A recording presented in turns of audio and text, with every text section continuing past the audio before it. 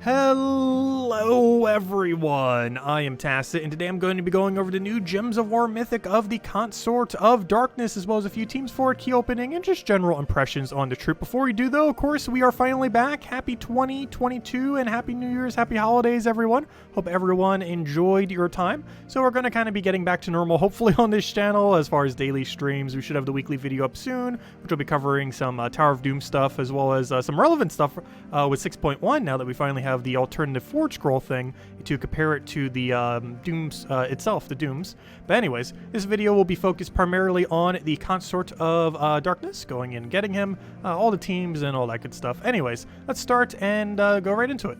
So, of course, it is the first Friday of every single month, which means we do get, indeed, a new Mythic. This month is the Consort of Darkness. It is pretty much a Zuul'goth alternative. It's mostly only going to be used for Delves, due to the higher stats you can have during Delves. Basically, his main gimmick is that he has a % chance to end up killing an enemy, and if the enemy dies, he ends up creating 12 skulls. So basically the exact same thing as Zuul'goth, but % chance based and without the freeze and without the burn. This can still be relevant though, because its mana cost is a bit lower. Zuul'goth has a 32 mana cost, whereas this thing has a 24. So there are some situations where it can be used in that regard. The other thing that's pretty relevant is it does have one different color compared to Zuul'goth, and that is brown. So there are some times where you'll be restricted out of using a Zuul'goth. However, you will still have Consort of Darkness as an option, so you might be color locked out of a Zuul'goth, but can still use him as an alternative for still having a Zuul'goth. One other thing that makes him also somewhat unique is that he does have spell reduction with some life steal. This does not make him as tanky as Tina 9000. I would still say overall that is the best spell reduction tank within the game. However, it does make it pretty competent at doing so, being able to not only have a 50% reduction, but also having a life steal. This was also that one trait that ended up breaking that one hero class about a month or two back, when it ended up having like that super life steal. Was supposed to be his, which is a 6 life steal from the first enemy when matching purple gems. And the main thing that's extremely relevant about this mythic overall is its typing. And one thing I definitely underestimated about it when I was looking at it earlier, I did not actually realize it is the same typing of Mother of Darkness, because it didn't have the art, and then when you see the art, it's like, oh yeah, they're basically the same troop. However, it being Daemon Rogue, particularly the Rogue part, is super relevant. There are currently only 2 Rogue Mythics within the game, Mother of Darkness and Consort of Darkness. The reason why this is super relevant is Rogue Spider, or I should say Night Spider, which is in one of these teams. But Night Spider ends up giving a bunch of blue and purple boosted by Rogue allies.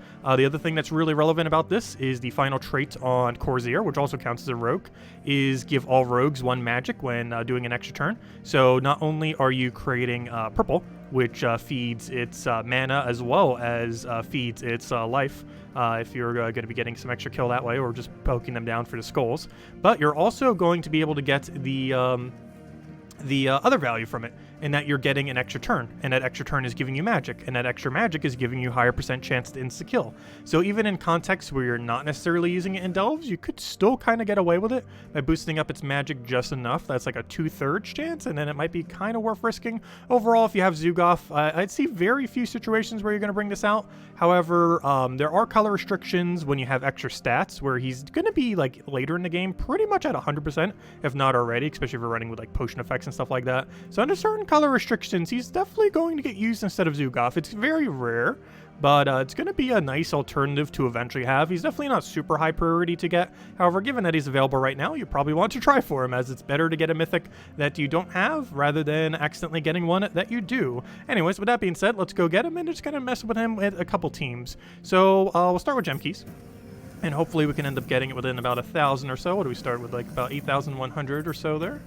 And I hope we do it in about 1,000. That it would be around where drop rate is, though we have so many spears right now where I don't think it will really matter.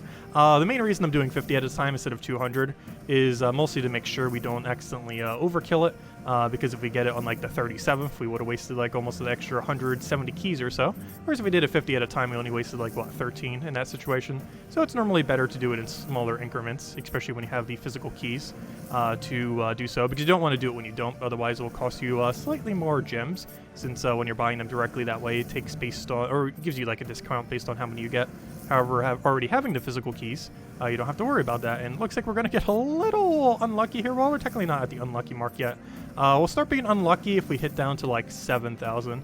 But we have enough keys where hopefully that won't matter. I almost want to start clicking that 200 button. You know, the second I do, I'm going to get it though, which maybe that's the reason to click it. Let's do it. Nope, really? Ooh, that's unfortunate. Come on now. Ooh, it really does not want to give it to me. There it is. Okay, hopefully we didn't overkill it too much there by going for a 200, but we got it now. Gosh, what was that? 1,500? Yeah, around there. Actually, almost 1,600. Which is a little bit below average, unfortunately. But we got it now. So let's go upgrade this thing up. Get it up to a couple traits. Go and see if we can go get the other two things on it and just orb it up. I guess we'll throw the bigger green over there. Throw the little small orange. Kind of want to keep the bigger one just in case. I'm not sure we're really going to be needing that many, but you never know. They had weird mechanics from time to time. And we'll leave them there. All nice and upgraded. So let's go and get them into all of the teams. Oh yeah, I also had one comparison one. This one's not actually a team. I did just kind of want to show it directly compared to its two most commonly similar troops, which are of course Mother of Darkness and Zuul'goth, of course, but Zuul'goth probably being the closer comparison. However, it does have one pretty relevant thing with Mother of Darkness I kind of touched on a bit earlier, and that is they are the only two, I can see it here, they are the only two Daemon rogues in the game, or I should say, they're the only two rogue mythics in the game. There is no other rogue mythic currently in the game other than them, and they're both from Darkstone, oddly enough. But yeah, that's probably their main comparison. They do both have a true damage proc, however, she's definitely more focused on doing so, because not only is her ability doing it, but also her final trait. If you were to use them together, it's probably not going to end up working out too well. You kind of can, because she ends up doing a Darkstorm when an enemy dies, and he does that at the start of battle, so they have that going with each other. The biggest issue is his ability isn't necessarily that good as far as synergy with it. I guess you could somewhat maybe move into poke range. So, I don't know, you could kind of make it work. None of what I'm showing with it currently does it. The big thing that's kind of clunky with it is you'd have to, after 4 extra turns, you start losing value with her, because you kind of want to start ending your turn, because then you get to proc the 10 damage to all enemies, true damage. Whereas with him, you kind of keep procking over and over again. So in that regard, they kind of don't have synergy. You kind of want to be using Consort of Darkness and something that's a little bit spammier. But I don't know, she does have extra turn potential off her ability, so you know what, you actually could. Because you could end up, you know what, we're actually going to build one on the spot right here with them. You know what, we'll make something work. But not right now, let's go show the other three. But yeah, at the end of the video, we're going to make one with them. I actually, I see the synergy there now. I didn't at first, but now that I'm looking at it, you can actually proc exactly with the lifesteal into her ability, and then kind of do that. Because I was looking at it from the bleed perspective, it's like, oh, that's not really going to do much. But if you look at it from like, oh, you could just proc it down to in kill range, and then kind of do it that way. So you know what, we're going to try it and see what happens. But anyways, let's start with the other three that we have over here. All 4 of them will be in the description, as well as whatever one we make at the end. Oh gosh, I didn't see what teams we're going to be up against. Hopefully nothing too annoying, though knowing PvP, probably all the most annoying things in existence. So the first one that we have here is a Delve team, which, oh no, could I go show this in a Delve? The problem is I would have to find a Delve that is brown-green or brown-purple, and I cannot remember one off the top of my head, so I will just do it in PvP for now. So, of course, this one's meant more so for delving, because you'd have a insta-kill on both Iron Guts and on the Mythic itself. But we'll use it for PvP here and just see if it can still fend for itself. So here's a little bit of a weird situation, because we're actually up against a team that is super anti... You don't have stealthy, right? No. But it's super anti-insta-kill. We have to be a little bit careful. You cannot end up killing invulnerable. This cannot be hit by Devour. It cannot be hit by insta-kill. So even if we were to proc this, it would not end up getting the insta-kill on it. So we do have to be a little careful with that aspect. So we're going for this. Unfortunately, we did not get the insta-kill there. It does have a secondary ability when it doesn't, which is just eliminate 10 to all of their skills. This does not really help at all. I wish it was like a stat gain for himself. It's a little bit weird that he even does do that. I wish it would have been something else. Let's see, what do we even need here? We'll go for Explosion. This looks like we're going to have a little bit of a bad time, mostly because this is made to be more so a Delve team. And he's actually really counter to our build right now. 2 things, immune to insta-kill. Definitely not what you want to be seeing. And in a Delve context, you actually have nothing. There is 0 things currently within Delves that actually have immune to insta-kill. So normally in the context of Delves, it's not actually one you have to really consider at all. So we're going to go and take the mana there. Still going to be able to get a nice recovery here. Unfortunately, we do not have a Devour target. However, we are within kill range. So I am just going to go and poke him here. And the kill. Actually, I could have poked the other one because that would have been enough damage. However, since I did it that way, we can actually go for explosion, I think. That's 5 damage. That's 6. That's 7. You've got to be kidding me. It is 1 short. Am I missing one? No, it is exactly 7. Wow. Okay. New plant. Leprechaun. Just cast. I was going to use Mountain Crusher, but apparently it doesn't want me to. So right here, you have Stealthy, and I can't insta-kill you, so this leaves us in a very weird situation where I think I just poke him with a skull. This is still going to win, a very clunky win, but a win nonetheless. We'll take that over. Once again, we cannot kill him due to his invulnerable trait, so we will have to go with the alternative route. We could technically reduce down his magic so he does a bit less of an AoE, but at this point, I think we're just going to go for a few pokes. See if we can kind of get something on the board kind of going, move that over, take a skull, and kind of just chip him down. This is using a Titan Hero class, which is among one of the better ones, as he's just proving me wrong as I'm saying it. But, you know, it's one of the better ones for longevity. It tends to be able to tank out quite a bit since you can just keep alternating with Browns, keep getting like those enrage pokes, and it's really good at just sustaining normally until it literally dies as I'm trying to say it. But we'll go for that, and it just gets the kill. We actually specifically got it off the purple lifesteal, and I see that glitch still exists within the game for like 5 years now. When you kill an enemy with lifesteal, it oh gosh, why use that fire bombs? I want a real team. Oh no, I gotta go to casual to go find a real team. That looks real. Okay, so there's still a glitch where if you kill with lifesteal off a trait, it does that little laggy screen. Anyways, next one. This is pure rogue. So this is basically the Mother of Darkness team that you've probably seen me use quite a bit in PvP, except the main difference being Consort of Darkness. The main gimmick with this is due to having Rogue Spider kind of combination. We can end up going and getting a bunch of lifesteal over and over again, and he has freeze. Why? Okay. So one thing that you can actually do when frozen, you might be noticing that the game's telling us to do 4 times here. It is actually better to take it 3 times. So the main reason for this is because of the surge. We actually want to go and surge because we're going to lose our turn regardless, and on a 4 times you have no surge chance. So we're going to do this, get all of our mana, ideally be cleansed. That is so perfect, thank you. And we're good to go. And now we just auto win. So one weird thing about this team compared to Mother of Darkness is that it's a lot clunkier. However, one benefit that we do have is, what should I target here? Let me go move that first. So one benefit that we do have is, notice this magic is currently 57, and now it is 58, and now you may notice it's 59, and then 60, and yeah, we can just keep doing this until he literally has insta-kill. I wouldn't advise doing it too much, because by that point you could just be using something else, but you know, to get him like a 2/3 chance, kind of like he is right now, you can get it to this point and kind of go from there as you see fit. Also, he has that 6 lifesteal, so you could actually combine that just with the rope dart itself and actually kill him this way. So you notice he has 9 HP, and we just kill him with lifesteal, move rope dart. Guess what? You're going to die to lifesteal. And he got to 69, didn't even need his ability. You can literally just lifesteal him down. Honestly, that might actually be quicker than Mother of Darkness. Oh gosh. I was not expecting a lifesteal to get that much value, but yeah. I was originally going to do that to like get its magic up a little bit. But honestly, that rope dart into lifesteal for PvP, that might actually be stronger, which is kind of funny. Here's a standard Yago Queen of Tanya. Let's do this one again, because that combo is not one I didn't... honestly, that final trait, I think I'm underestimating that final trait. Don't we have something similar? But the fact that it can be used with Rogue Spider, I think, is the main thing that's making it really work. So we'll take that for now. Unfortunately, we do not have any good follow-up here. I don't want any of this. I want to try taking, like, what's your convert again? Brown to red. That is exceedingly bad, and I have no way whatsoever to counter that. I think we just die. Pretty sure we just die. Dead? Yes, very dead. Okay, good. He ended his turn, but we did not cleanse, so we didn't have the mana to do anything anyways. We could chance a 56% chance. How confident are we that we will hit 56%? Near 0. Enough to try, though. Okay, we didn't get it. So near 0 was correct. Okay, new plan? No.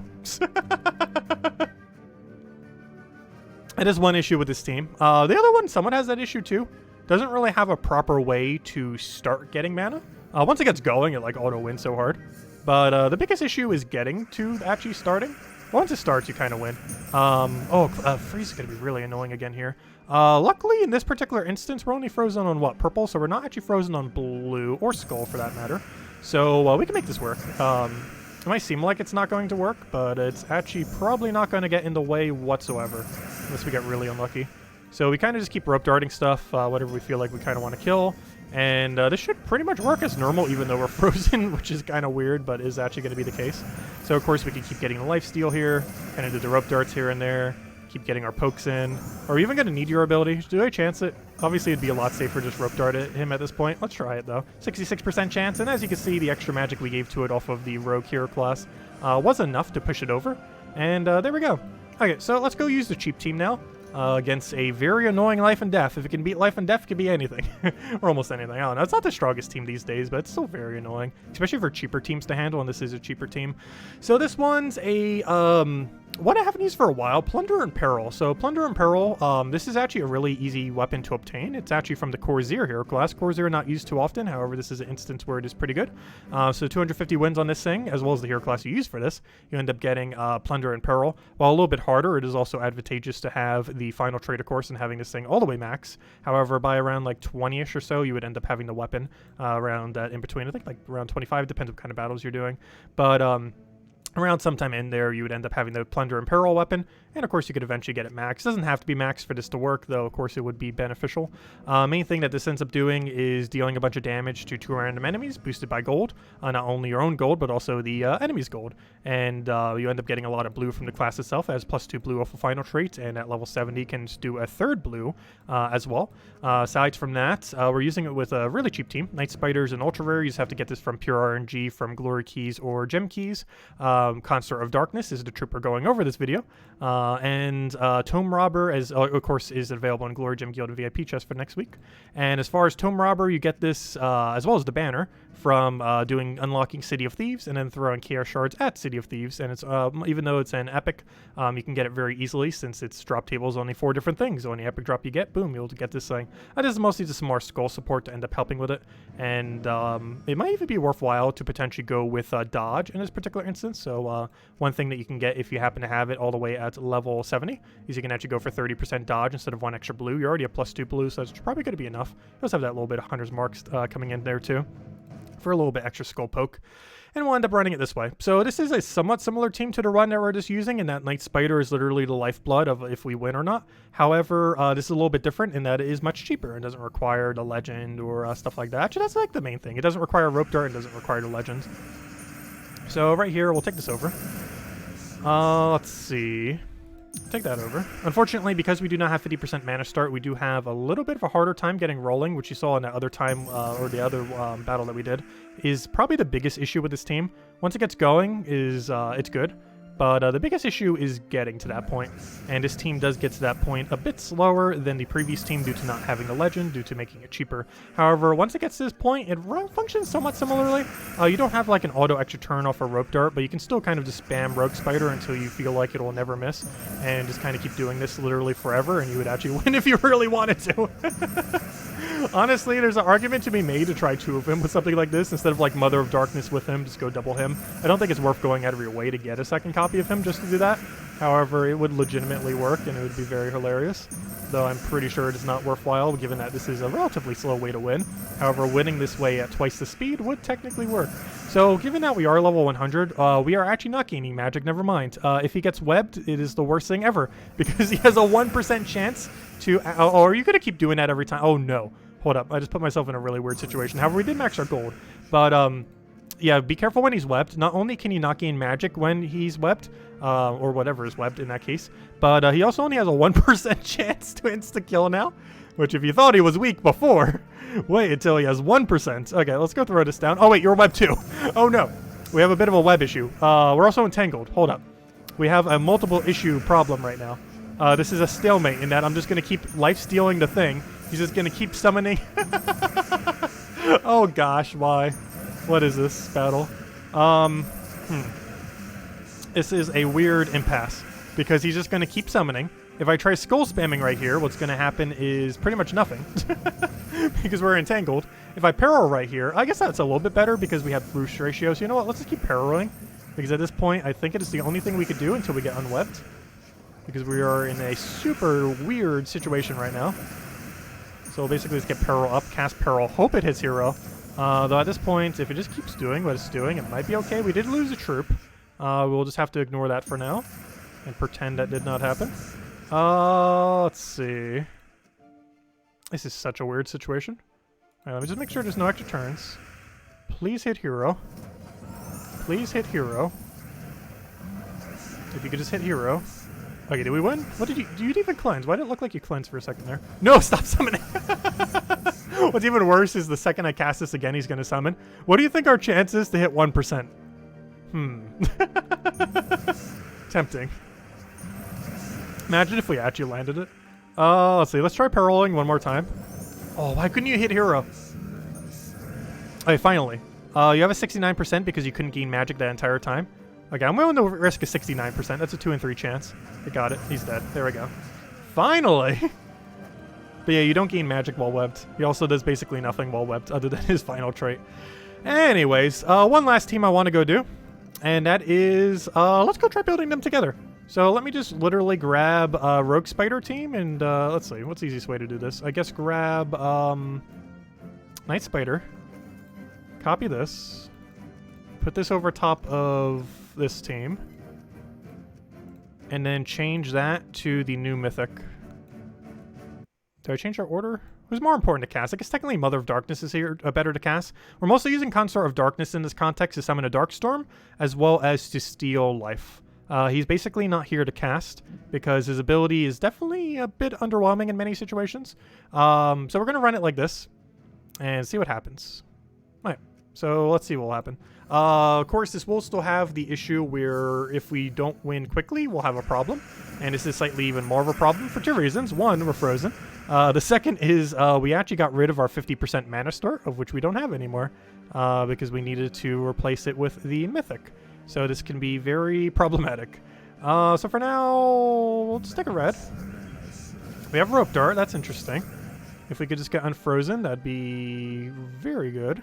We're not frozen on brown, so we'll take that for now. We have Mother of Darkness, which is kind of interesting. I guess we'll go kill hero, because that's probably biggest priority at this point. You don't have stealthy, right? No, we literally just rope darted you. How can you have stealthy? Let's see. Cleanse? Cleanse? No, technically being frozen isn't the worst thing. Oh, or you can cleanse. That works too. And now we swim. And we throw down a little rope dart. We throw down a little lifesteal. And he keeps stealing 6 life every time. We had the purple storm benefit at the start. Right here, we could literally just keep going to lifesteal till it dies. Instead, I'm going to go for that just to poke it down all the way. I'm not sure why I did that. Oh yeah, we can still go for that and then get like the Mother Darkness quick kill and then go for his insta kill and he actually lands it for once and then boom, there we go. Okay, that has potential. Biggest issue with pretty much all the Rogue Spider teams, getting it started. Once it gets started and gets rid of the freeze, it's pretty much good to go. But before then, that is the biggest concern because this doesn't have any initial mana accumulator. I guess you could trade out some of your magic. I'm running 3 initiatives right now. You could trade out one of them for like a 20% mana start to try to get it slightly quicker. But it's still going to be somewhat slow compared to a 50%. But overall, Consort of Darkness, I personally feel like it is, even though we must round with it in multiple teams right now, 4 of them, all of which will be in the description, I do feel like it is primarily a Delve troop. Like, of these 4 teams, I feel like realistically, even though we didn't use it as much, this is probably your most realistic option for it, assuming you don't own Zuul'goth. Like some kind of Delve team where you're on like a somewhat brown restriction where you might not be able to necessarily use Zuul'goth. Like for example, let's say that we had a brown-green restriction Delve. You'd be able to use this team, but you would not be able to use Zuul'goth. So you basically have Consort of Darkness as a sit-in for Zuul'goth, and you wouldn't have normally been able to put a Zuul'goth-like troop there, because under a brown-green restriction, Zuul'goth would not be usable, but Consort of Darkness would. So in situations like those where you'd actually have higher magic due to the Delve bonuses and potion bonuses and similar things from those events, he might be okay, but for the most part, if you have Zuul'goth, you're probably just using Zuul'goth. If you have Mother of Darkness, you're probably just using Mother of Darkness. There's a very small use case for Consort of Darkness. However, he's definitely worth maybe considering getting this weekend, especially if you don't own Mother of Darkness, and especially if you don't own Mother of Darkness nor Zuul'goth. But he's mostly a Zuul'goth alternative, mostly a Mother of Darkness alternative. Can work with Mother of Darkness though, but can't really do anything with Zuul'goth. It's pretty much just one or the other, and in most situations, obviously, being the Zuul'goth as the better option. I like its lifesteal. This definitely has potential. It's kind of weird because there's some other troops that have somewhat similar, but I don't feel like they really utilize it. I guess maybe, I don't know, does 2 extra lifesteal make it that big of a difference? I think it might be purple because of how much synergy it has with Rogue Spider that makes it seem really good. Because I don't feel like I ever use High King Iron Guts 4 lifesteal. but I feel like his is actually doing a lot, but it could just be because of Rogue Spider, or I should say Night Spider synergy, that's making it seem so good, because this team kind of spams a little bit of brown, but doesn't feel anything like when you're doing it with that Night Spider kind of combination. But overall, I don't know, I would still look into it. It's definitely not highest priority. I'd say it's about a B tier. It's a very situational, like, slot-in alternative troop, where it's going to get used in like the rarest of situations, and you might eventually want to get it, but it's definitely not anywheres within like your top 20 picks for mythics that you'd eventually want to get. It's something where if you get it, you might not necessarily be disappointed. However, it's just not like a super high priority. It's not something you would ever really think too much to go out of your way to try to get, compared to some other mythics that have more synergies out there. But anyways, that's a new mythic. If you still have any other questions, feel free to leave it in the comment section below. I'll still be covering the weekly video soon, since we weren't able to do it due to vacation. Mostly just covering some Tower of Doom stuff and probably invasions, because that happened today as well, and all that good stuff. And all the teams are also in the description below if you want to go copy paste any of them. Anyways, good luck with the new mythic. Happy 2022. Hope you all enjoyed your holidays, and I'll catch you guys soon. Goodbye, everyone, and thanks for watching.